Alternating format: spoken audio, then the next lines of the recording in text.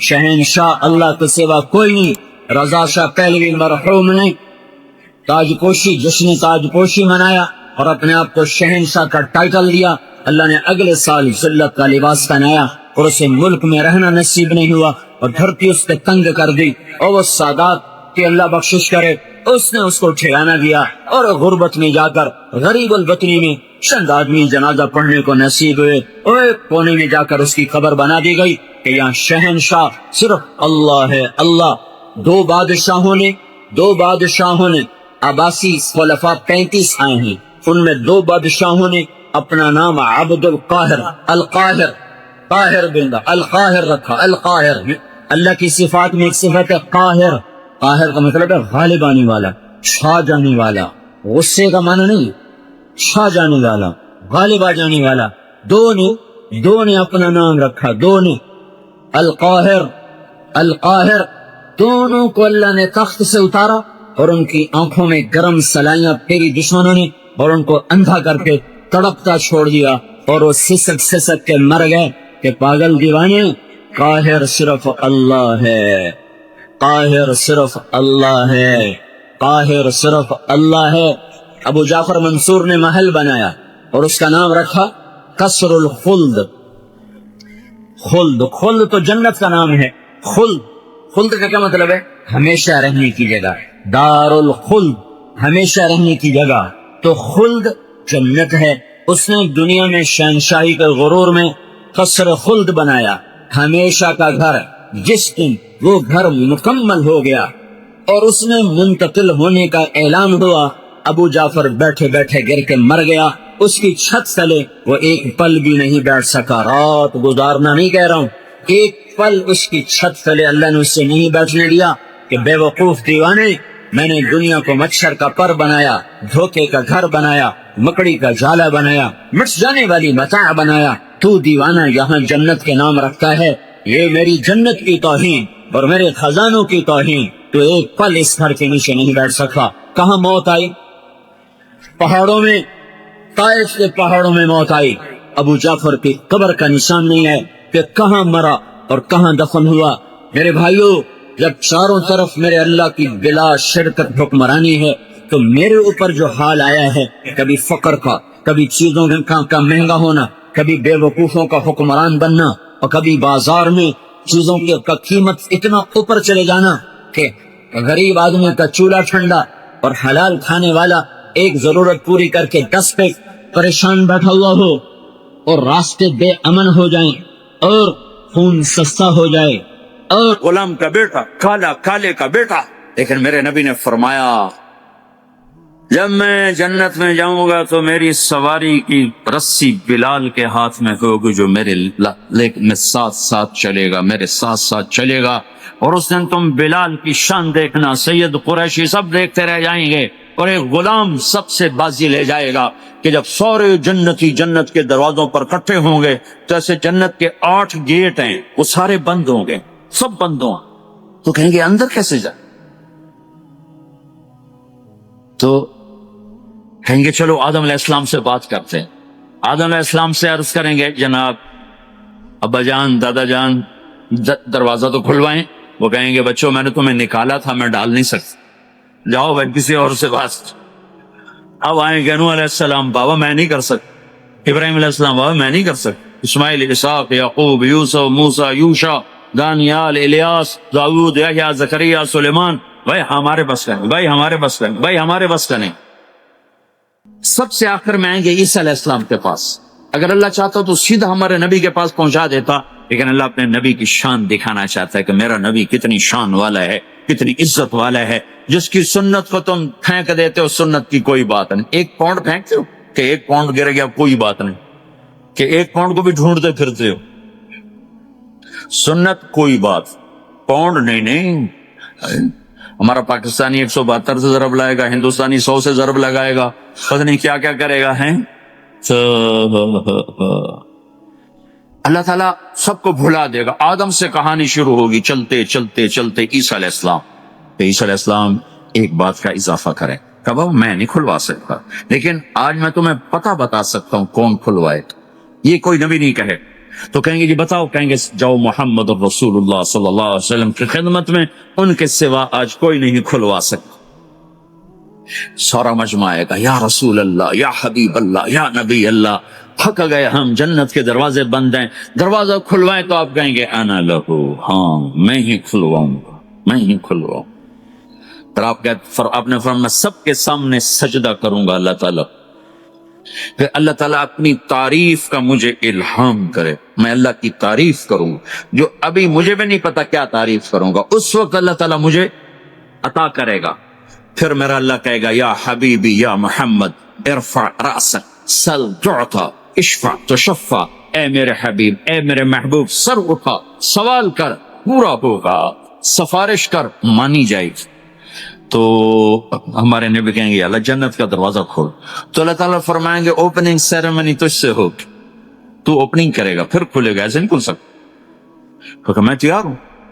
تو جنت سے ایک سواری آئے گی اڑتے ہوئے اور ہیلی کاپٹر کی طرح لینڈ کرے گی اللہ کے نبی کے سامنے، تو آپ اس کے اوپر ایسے بیٹھ جائیں گے، تو اس کی جو رسی ہوتی ہے جس سے اس کو چلایا جاتا ہے وہ رسی ایسے نیچے گر جائے گی۔ رسی کے نیچے گرنے کا مطلب ہے کہ اس سواری کو اللہ کے نبی نے خود نہیں چلانا، کوئی اور آئے گا جو رسی پکڑ کے چلے گا۔ اب اللہ کے نبی کی سواری کی رسی پکڑ کے چلنا یہ کوئی چھوٹا آنر تو ہے، لہذا سب یوں دیکھیں گے بھیا، کیونکہ وہ خالی اس سے سب کو پتا چل جائے گا کہ کوئی آئے گا، ورنہ اللہ کے نبی کے ہاتھ میں رہتی ایسے گئی، تو لہذا سب ایسے گئے کون کون کون کون آئے گا بھائی، کون آئے گا بھائی، شاید ابو بکر آئیں، یہ تو اب طرف سے کہہ رہا ہوں، شاید عمر آئیں، عثمان آئیں، علی آئیں، نہیں بیٹے آئیں گے، حسن حسین آئیں گے، کتنے سوال اٹھ سکتے، جعفر آئیں گے، حمزہ آئیں گے، عباس آئیں گے، سب اس حیرانی میں ہوں گے، اور سب کی نظریں ایسے ایسے ہوں گی کہ میرے اللہ کا فرمان ہوگا بلال حبشی کو لایا جائے، یہ رسی اس کو پکڑائی جائے۔ بلال رضی اللہ تعالیٰ عنہ اللہ کے نبی کی سواری کی رسی پکڑ کر چلیں گے، اور آپ نے فرمایا میں سب سے پہلے جنت کے دروازے پر دستک دوں گا، فَأُقَاقِعَهَا فَيُفْتَحُ لِي، میرے لیے دروازے پر دستک دوں گا تو اندر سے آواز آئے گی، کون؟ میں کہوں گا محمد الرسول اللہ۔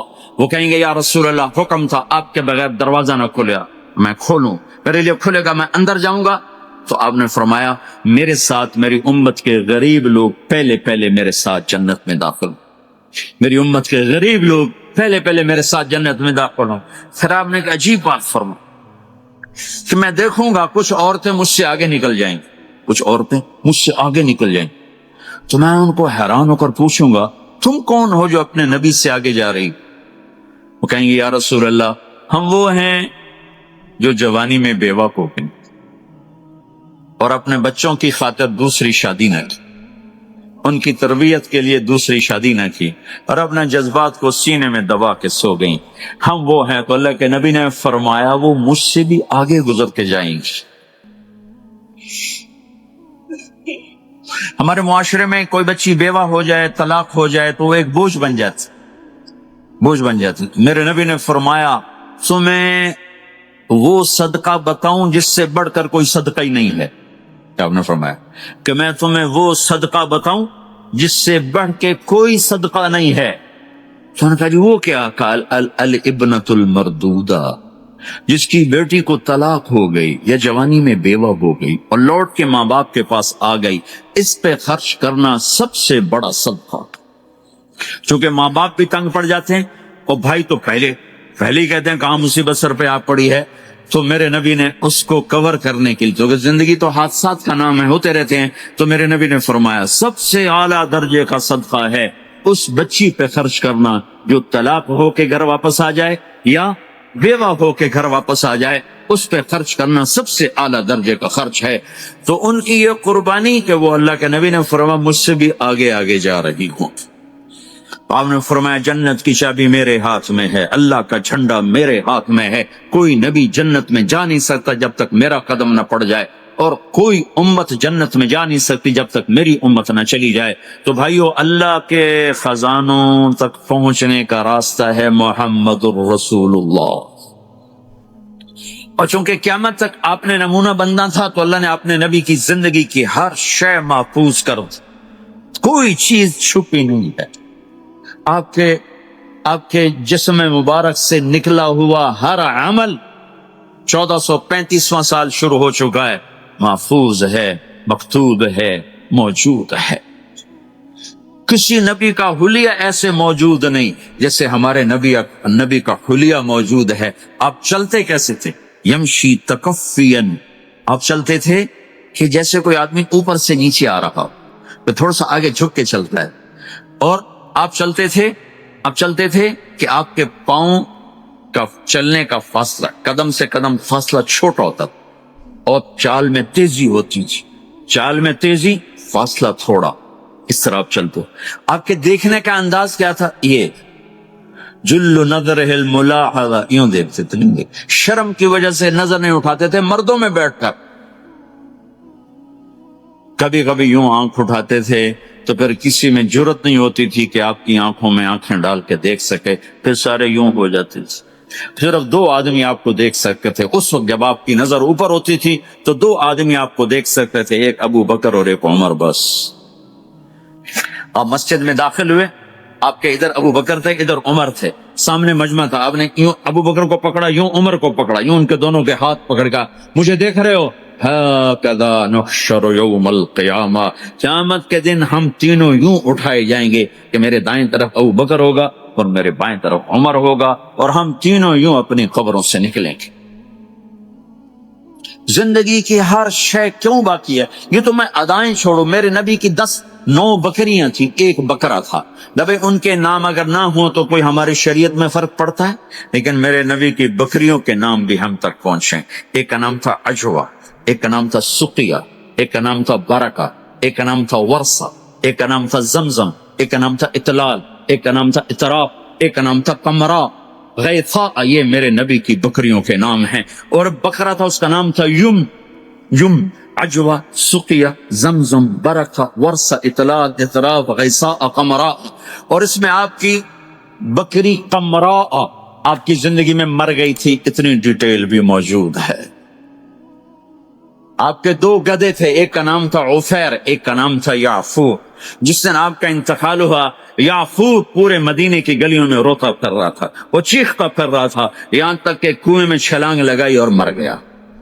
آپ کی 4 اونٹنیاں تھیں، عصبہ، شہبہ، جدعا، قصوا۔ اس میں جو آپ کی اونٹنی عصبہ تھی، ادھر آپ کا انتقال ہوا اور ادھر اس نے بیٹھے بیٹھے رونا شروع کر دیا، اور چارہ بھی چھوڑ دیا، پانی بھی چھوڑ دیا، اور بیٹھے بیٹھے بھوکی پیاسی مر گئی۔ چارہ نہیں کھایا، پانی نہیں پیا۔ آپ کے 2 خچر تھے، ایک کا نام تھا دلدل، ایک کا نام تھا فضہ۔ آپ کے 2 اونٹ تھے، ایک کا نام تھا عسکر، ایک کا نام تھا ثعلب۔ گھوڑے آپ نے بہت رکھے، آئے گئے، ورد، یعصوب، یعبوب، مرتجل، لساس، قراس، ثقب، سبحہ، ورد، یہ سجل، یہ میرے نبی کے خوبصورت عالیشان گھوڑے ہیں۔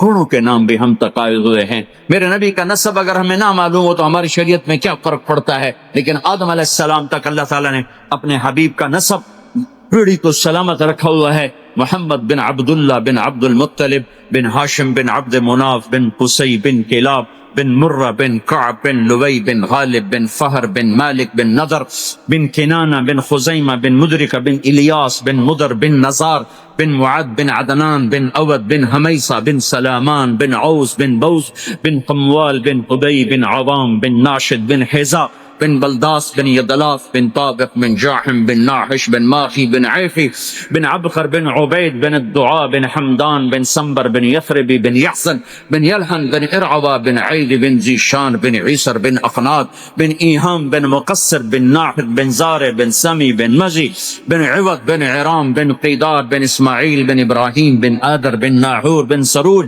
بن رعو بن فائل بن عابر بن أطخر شاد بن سام بن نوح بن لامك بن متوشال بن إدريس بن يرد بن ملهليل بن قينان بن آنوش بن شيسر بن آدم عليه الصلاة والسلام۔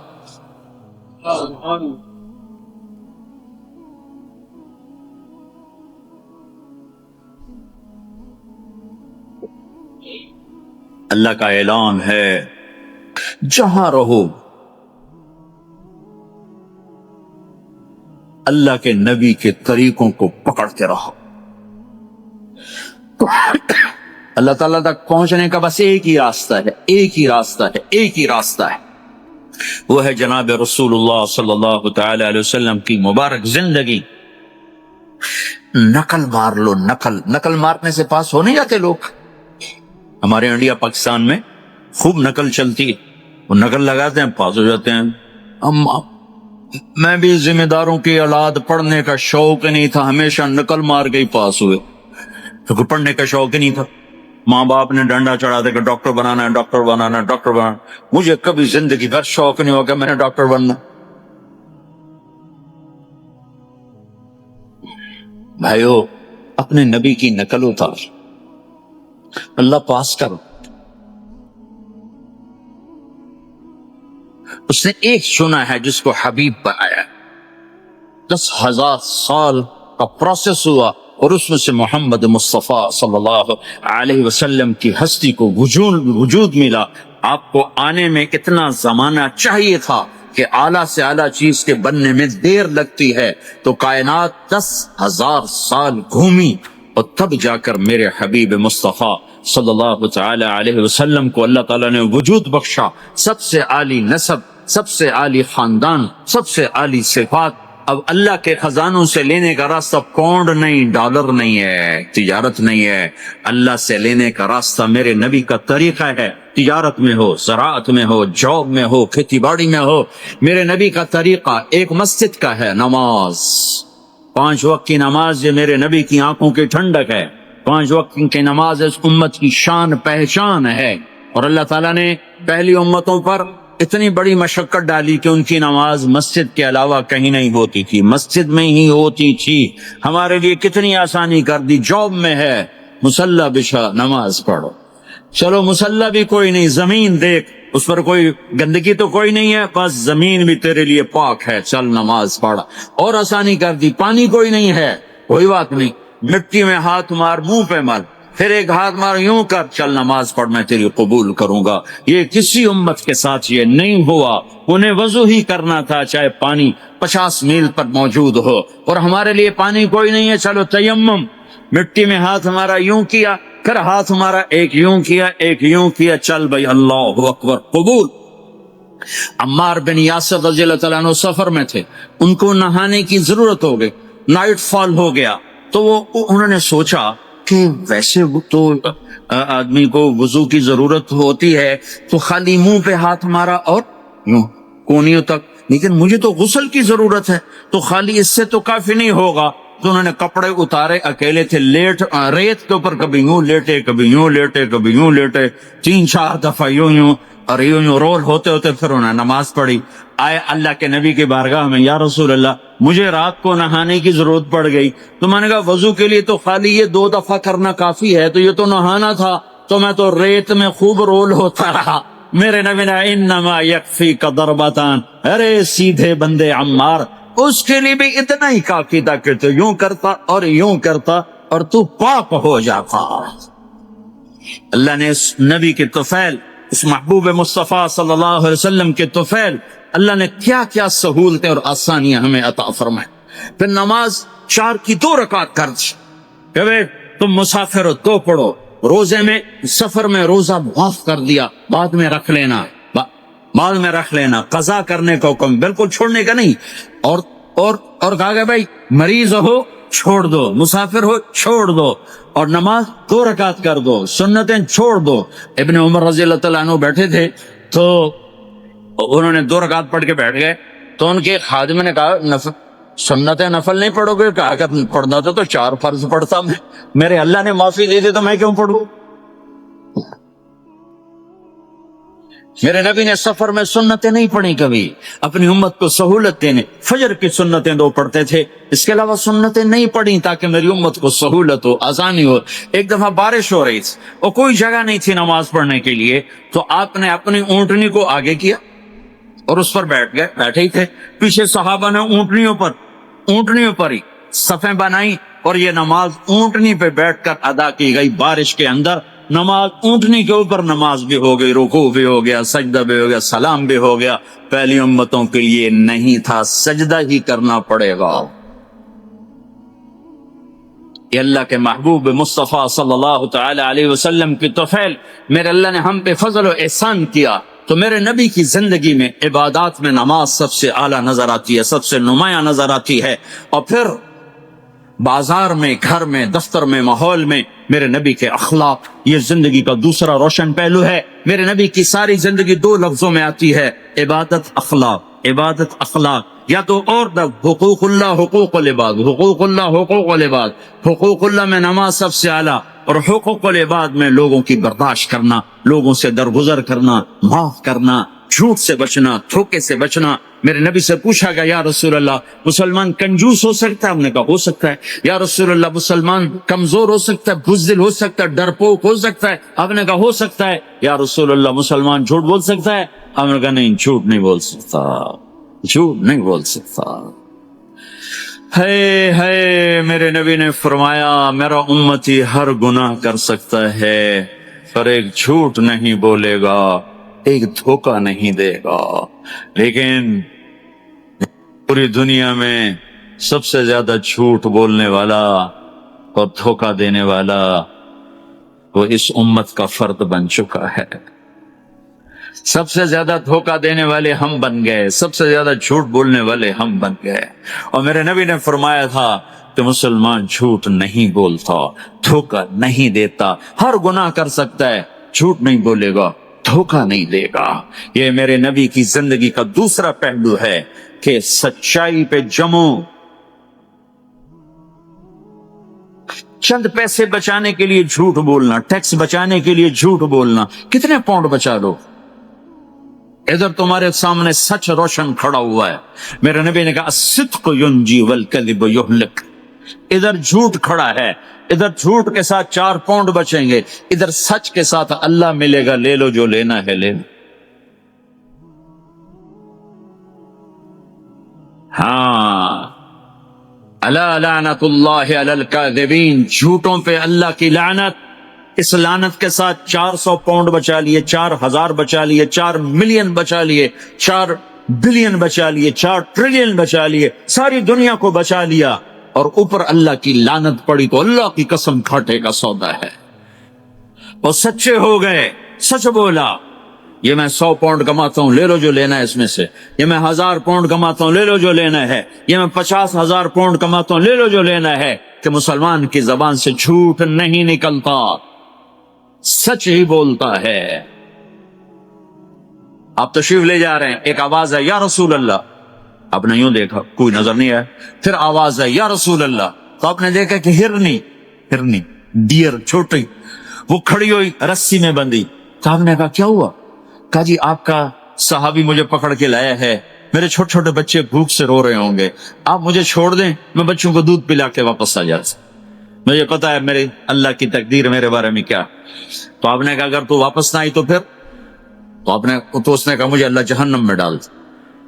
آپ نے اس کی رسی کھول دی، خود وہیں بیٹھ گئے، اس نے دوڑ لگائی اور پہاڑوں میں گم ہو گئی۔ تھوڑی دیر کے بعد وہ دوڑتی ہوئی آئی اور آ کے سر یا رسول اللہ میں حاضر ہوں۔ تو آپ نے اس کو باندھ کے وہیں آپ بیٹھ کے گئے نہیں۔ دیر کے بعد وہ صحابی آئے جنہوں نے اس کو شکار کیا تھا، پکڑا، تو کہنے لگے، ان کا یا رسول اللہ آپ یہاں کیسے؟ کہ میں ایک درخواست لے کر آیا ہوں۔ کہا کیا؟ کہ یہ ہرنی مجھے ہدیہ کرو۔ کہ یا رسول اللہ سب کچھ آپ کا ہے، کہ بس یہ ہدیہ کر۔ کہا یا رسول اللہ حاضر۔ تو آپ نے اس کو لے کر رسی اس کی گردن سے نکالی کہ جا بچی اپنے بچوں کے پاس جا کے خوشی منا۔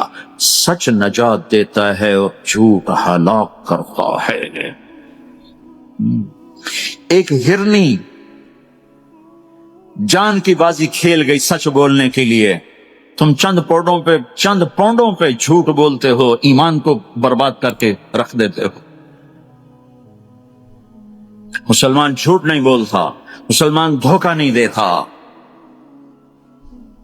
مسلمان کی زبان سے سخت بول نہیں نکلتا، کسی کو بے عزت نہیں کرتا، کسی کو کی بے اکرامی نہیں کرتا، کسی کا دل نہیں توڑتا، کسی کو ذلیل نہیں کرتا، خود سہتا ہے، اوروں کو خوشیاں دیتا ہے، خود دکھ سہتا ہے، اوروں کو راحت دیتا ہے، خود تکلیف سہتا ہے۔ یہ میرے نبی کے اخلاق ہیں، یہ میرے نبی کی زندگی ہے، اور یہ اسلام کا سب سے بڑا چیپٹر ہے اور سب سے مشکل چیپٹر ہے۔ جب میرے نبی نے لمبی نمازیں پڑھی تو اللہ نے روک دیا کہ میرے حبیب ما انزلنا علیک القرآن لتشقى، اتنی لمبی نماز نہ پڑھ کے تو تھک جائے۔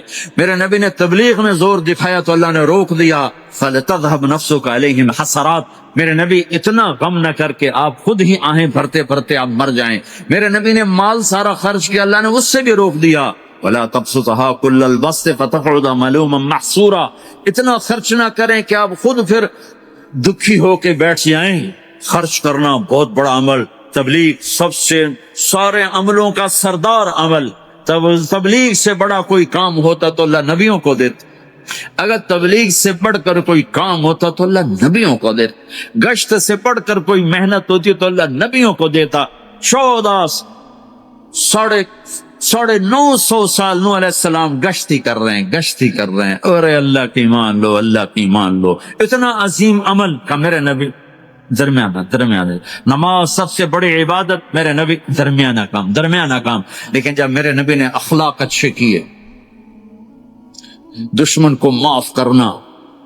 لیکن ایک آدمی آپ سوئے ہوئے تھے، آپ کی تلوار لٹکی، ایک آدمی آیا، اس نے آپ کی تلوار اتاری اور یوں ہماری پستی میں آپ اٹھ کے بیٹھ گئے، اب وہ قتل کے ارادے کے لیے آ چکا ہے اور تلوار یہاں ہے، کہتا من یمنعک منی، اب بول تمہیں کون بچائے گا؟ تو آپ نے مسکراتے ہوئے کہا اللہ، تو اس کے ہاتھ سے تلوار گر پڑی، تو آپ نے اٹھا لی، آپ نے یوں سیدھی کی، اب تو بچا، تجھے کون بچائے گا؟ وہ کہنے لگا مجھے تو ہی بچائے گا، وہ تو اللہ کو جانتا نہیں، کہا بابا مجھے تو ہی بچائے گا۔ تو آپ کہتے ہیں اس کا سر اڑا دو، یہ نبی کو قتل کرنے آیا ہے۔ میرے نبی نے فرمایا کلمہ پڑھتے ہو؟ کہا نہیں پڑھتا۔ کہا جاؤ معاف کیا۔ یہ میرے نبی کے اخلاق ہیں۔ 20 سال جنہوں نے قتل کے منصوبے بنائے، مکہ والے، جب آپ مکہ میں فاتحانہ داخل ہوئے، ابو سفیان سب سے زیادہ آپ کو دکھ پہنچانے والوں میں پیش تو آپ نے ابو سفیان کو عزت دی۔ جو ابو سفیان کے گھر میں داخل ہوگا اس کو کچھ نہیں کہا جائے گا۔ آپ تو ابو سفیان کو بلا کے سولی پہ لٹکاتے، اور آپ کہہ رہے ہیں جو ابو سفیان کے گھر میں جائے گا اسے کچھ نہیں کہا جائے گا، جو بیت اللہ میں ہوگا اسے کچھ نہیں کہا جائے گا۔ سارا مکہ سامنے، آپ یوں بیت اللہ کا دروازے پر یوں دونوں ہاتھ ایسے ٹکا کے کھڑے تھے، پھر آپ نے کہا میں کیا کروں گا اب تمہارے ساتھ؟ تو سہیل بن عمر نے کہا آپ کریم ہیں، کریم کے بیٹے ہیں، تو آپ نے کہا جاؤ میں نے معاف کیا۔ یہ اخلاق آج مٹ چکے ہیں، مردوں سے، عورتوں سے، علم والوں سے، خانقاہ والوں سے، تبلیغ والوں سے، سب زیرو ہوئے پڑے ہیں۔ جب تک یہ اخلاق زندہ نہیں ہوتے اسلامی زندگی قائم نہیں ہو سکتی، اسلامی معاشرت قائم نہیں ہو سکتی، اور دین دو چیزوں سے آگے پھیلتا ہے، ایک دعوت اور ایک اخلاق۔ دعوت اور اخلاق، دعوت نہیں ہوگی تو اخلاق وہیں پڑے رہ جائیں، اخلاق نہیں ہوگے تو دعوت کوئی قبول نہیں کرے۔ میرے نبی نے کتنے معجزے دکھائے مکے میں، نہیں کلمہ پڑھا۔ بدر میں ان کے 70 مارے گئے، فرشتوں کو دیکھا، جبریل کے گھوڑے کی آواز سنی، کلمہ نہیں پڑھا۔ خندق میں شکست ہوئی، کلمہ نہیں پڑھا۔ پانی نکلتے دیکھا انگلیوں سے، کلمہ نہیں پڑھا۔ ایک بکرے کا ایک بازو پکایا، ایک بازو بکرے کا، ایک اگلا جو بازو ہے، اور 40 آدمیوں نے کھانا کھایا اور ایک بوٹی کم نہیں ہوئی، کلمہ نہیں پڑا۔ لیکن جب میرے نبی نے کہا جاؤ معاف کیا تو سارے ہی کلمہ پڑ گئے کہ واقعی یہ اخلاق نبی کے ہو سکتے۔ حنین کی جنگ میں جب بھاگے لوگ، شکست ہوئی، تو ایک صحابی کا بھاگتے پاؤں ہمارے نبی کے پاؤں پر آیا، اور جوتا سخت تھا، تو آپ نے کہا اوجعتنی، اور آپ کے ہاتھ میں چھڑی تھی، آپ نے اس کو یوں ماری، کہا اوجعتنی، ارے تو نے مجھے کتنا زیادہ درد پہنچایا، دکھ پہنچایا۔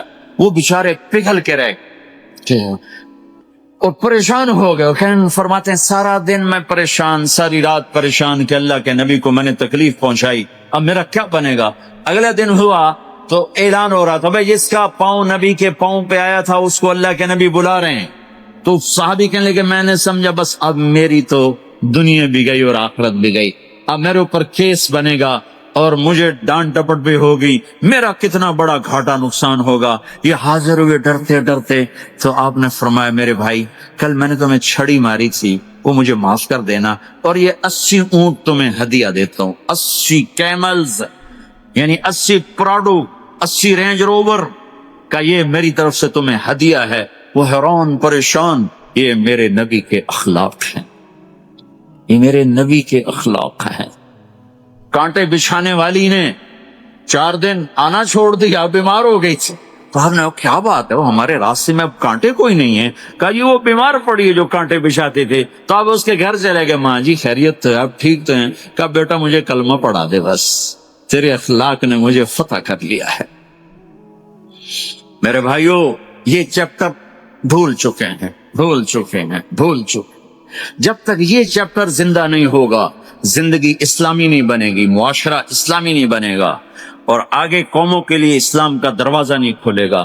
ہمیں معاف کرنا آتا ہو، ہمیں گالی دینے والے کو دعا دینا آتا ہو، غیبت کرنے والے کی تعریف آتی ہو، اور غیبت کرنے سے، غیبت سننے سے اپنے آپ کو ایسے بچاؤ جیسے زہر سے بچاتے ہو، اسے آگ سے بچاتے ہو۔ ایک دوسرے کو نفرت کا بول نہ بولو، ورنہ ساری زندگی تباہ و برباد ہو جائے گی۔ میرے رب کی قسم، میرے نبی نے کہا ایک زبان کا بول انسان بولتا ہے اور جہنم کی گہرائیوں میں گر جاتا ہے، اور ایک زبان کا بول انسان بولتا ہے اور جنت کے درجات پر چڑھ جاتا ہے۔ یہ زبان بہت طاقتور چیز ہے، میں ہر بیان میں اس کو دہرا رہا ہوں کہ جتنا یہ عمل ختم ہو چکا ہے، اتنا کوئی عمل بھی نہیں ختم ہوا ہے۔ میرے نبی نے فرمایا معاذ تمہیں سارے دین کا خلاصہ بتاؤں؟ معاذ الا انبئک بملاک ھذا کلہ، میں تمہیں پورے دین کا خلاصہ بتاؤں؟ کون معاذ؟ کون معاذ جس کے ہاتھ میں علماء کا جھنڈا ہوگا؟ کون معاذ؟ میں ابھی مئی میں ان کے اردن اجتماع میں گیا، آگے ان کے اربد میں گئے، آگے وہاں ان کا مقبرہ ہے 18 کلومیٹر۔ میں گیا، کمرے میں داخل ہوا تو سارا کمرہ خوشبو سے مہک رہا تھا، اور مجھے ایک شخص نے بتایا یہ خوشبو 24 گھنٹے یہاں آتی رہتی ہے۔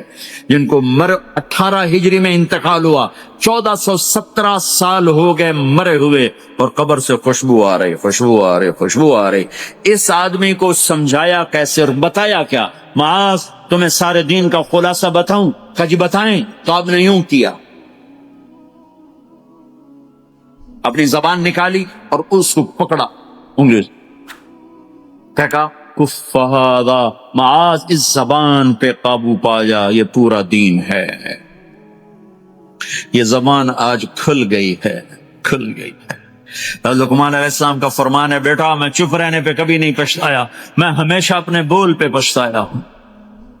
معاذ نے کہا یا رسول اللہ زبان کے بول پہ پکڑ ہوگی تو تیرا بھلا ہو جائے۔ معاذ سب سے زیادہ جہنم میں دھکا دینے والی زبان ہوگی۔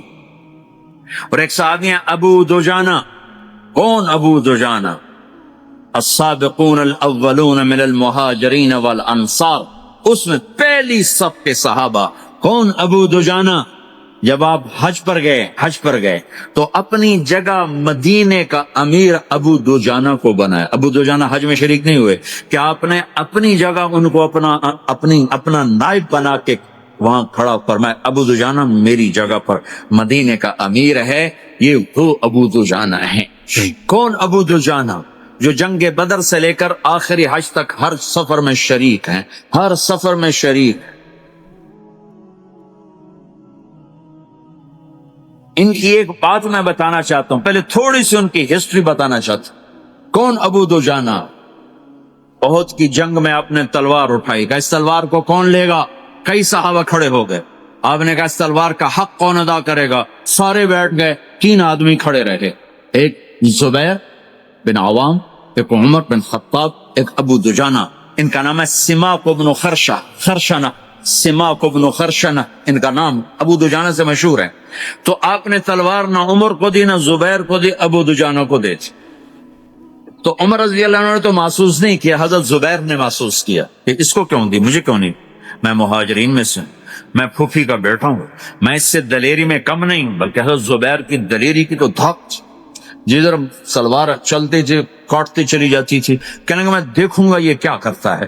تو ابو دجانہ کے پیچھے پیچھے زبیر کو لیے، تو ابو دجانہ نے جو حملہ کیا تو 3000 کا لشکر تھا، اس کو چیر کے پار نکل، پورے لشکر کو کاٹ کے پار نکل۔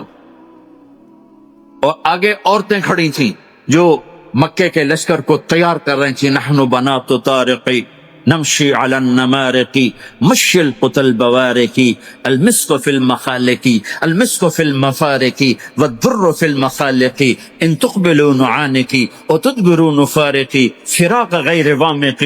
یہ گانا گا رہی تھی اور ان کو تیار کر رہی تھی. تو جب ابو دجانہ کی تلوار نظر آئی تو سب بھاگی. ہندا پکڑی گئی تو آپ نے یوں اپنی تلوار ہندا کے سر پر رکھی, انہوں نے چیخ ماری, تلوار ہٹا لی.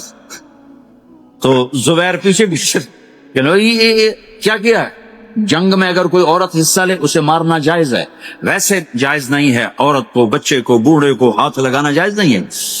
تو انہوں نے کہا تلوار کیوں نہیں چلائی؟ کہا میرے محبوب کی تلوار ہے, عورت کے خون سے رنگین کر کے اس کی شان نہیں گھٹانا چاہتا, یہ میرے نبی کی تلوار.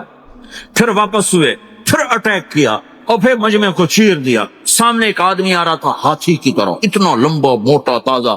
تو زبیر کہنے لگے میرے جی میں آیا کبھی اس کی ٹکر ہونا پھر میں دیکھوں ابو دجانہ کیا چیز ہے. تو اللہ کا کرنا ایسا ہوا ابو دجانہ دونوں آمنے سامنے ہو گئے. تو وہ ایسے شاہ سوار تھے کہ دونوں طرف کے لشکر ذرا تھم گئے اور وہ دونوں بھڑ گئے. ابو دجانہ کے اپنے جوہر, اس پہلوان کے اپنے جوہر, غبار اٹھا, مٹی اٹھی, اور اس کی اپنی طاقت, ان کی اپنی طاقت, انہوں نے ابو دجانہ کو اس نے زخمی کر دیا. ابو دجانہ نے جو جوش میں آ کے ماری تلوار, اس کو لگی یہاں, تو اتنی طاقت سے لگی کہ اس کے نیچے اتر کر 2 ٹکڑوں میں تقسیم کر دی. ماری, ایک حصہ ادھر, ایک حصہ. پھر یوں دیکھا اور اپنے چہرے سے لوہی کی ٹوپی اتاری. اما ترا انا ابو دجانہ, کیا دیکھ رہے ہو؟ میں ہوں ابو دجانہ, تلوار صحیح لی ہے میں نے, غلط نہیں لی. یہ ابو دجانہ ہیں. اور جب شکست ہو گئی احد کی جنگ میں اور پھر 10-12 آدمی نے آپ کو گھیرے میں لیا ہوا تھا, ان میں ایک ابو بکر تھے, عمر تھے, علی تھے, طلحہ تھے, زبیر تھے, سعد بن ابی وقاص تھے, اور سہل بن حنیف تھے, عبادہ قتادہ بن نعمان تھے, اور ابو دجانہ تھے رضی اللہ تعالی عنہم. ان میں سے ایک ابو دجانہ بھی تھے. اور یمامہ کی جنگ میں ابو دجانہ شہید ہوئے, یمامہ کی جنگ میں شہید ہوئے. یہ ابو دجانہ کی تھوڑی سی سیرت آپ کے سامنے آئی ہے. اس کے بعد اب آپ ان کے قول کو سنو تاکہ اس کا وزن آپ کے سامنے آئے. یہ بدر کے شریک ہیں, اللہ کے نبی نے کہا بدر کا صحابی جو مرضی کرے بخشا گیا. یہ صلح حدیبیہ کے شریک ہیں, اللہ نے قرآن میں کہا لقد رضی اللہ, میں ان سے راضی ہو گیا. یہ صحابی ہیں, اللہ نے کہا کلا وعد اللہ الحسنى, اے میرا نبی تیرے ہر صحابی کے لیے جنت کا وعدہ ہے. اور اب یہ کیا کہتے ہیں, یہ کیا کہتے ہیں لوگو, ان ارجع عملی عند, لوگو میرے پاس, ابو دجانہ میرے پاس بخشش کا سب سے بڑا عمل جانتے ہو کیا ہے؟ بدر نہیں, احد نہیں, حدیبیہ نہیں, خندق نہیں, خیبر نہیں, فتح مکہ نہیں, آخری حج نہیں. کیا ہے, کیا ہے لوگو؟ ان ارجع عملی عندی, میرے پاس آخرت میں بخشش کا سب سے بڑا عمل بس ایک ہے کہ ما آدیت احدا باللسان, میں نے اپنی زبان سے کبھی کسی کو دکھ نہیں پہنچایا. ولا اجد فی قلبی غلا لاحد, اور میرے دل میں کسی کے لیے بغض کوئی نہیں ہے, بس یہ میری بخشش کا عمل ہے. تو بھائیو, نبی کے اخلاق میں 2 چیزیں لے لو, ایک زبان سے کسی کو دکھ نہ, ایک دل میں کسی کا بغض نہ رکھ. اللہ کی قسم بغیر حساب کتاب کے جنت میں جاؤ. بڑے بڑے جنید بغدادی اور بڑے بڑے معرفت والے تمہیں دیکھتے رہ جائیں گے, تمہاری رفتار اتنی تیز ہوگی کہ تمہیں وہی پکڑ سکے گا جس کا یہ 2 عمل تم سے زیادہ اچھا ہوگا. جس روڈ پہ رش ہوتا آپ وہاں سے گاڑی ہٹا لیتے ہو, وہ کدھر نہیں جاتے, رش ہے, وہ آپ وہ سائن وغیرہ آپ کو آ جاتے ہیں کہ بھائی ادھر بلاک ہے, ادھر نہیں جانا, ادھر جانا ہے. تو جہاں روڈ پہ رش ہوتا ہے تو قیمتی سے قیمتی گاڑی کی رفتار بھی آہستہ ہو جاتی, اور جہاں روڈ خالی ہوتا ہے تو پرانی گاڑی بھی بھاگے جا رہی ہوتی. ہمارے یہاں پرانی گاڑی ہوتی ہے نا, پرانی بسوں کے پیچھے لکھا ہوتا ہے نہ انجن کی خوبی نہ ڈرائیور کا کمال, خدا کے سہارے چلی جا رہی ہے.